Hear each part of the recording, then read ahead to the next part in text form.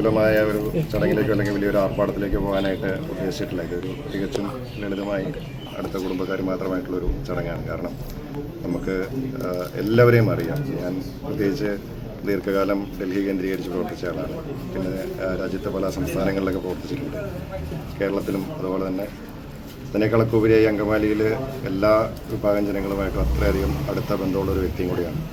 അപ്പോൾ എല്ലാവരെയും വിളിച്ചൊരു ചടങ്ങ് നടത്താമെന്ന് പറഞ്ഞാൽ നമുക്കതൊരു ഒരു വലിയ ഒരു വിപുലമായ ചടങ്ങിലേക്ക് പോകും.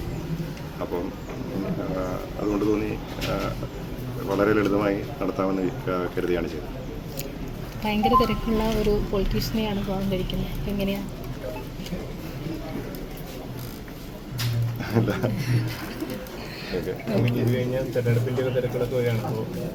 ഇന്ന് കഴിഞ്ഞാൽ ഫ്രീ ആയി. നാളെ തുടങ്ങി നമ്മൾ രാഷ്ട്രീയ ജീവിതത്തിലേക്ക് തിരിച്ച്.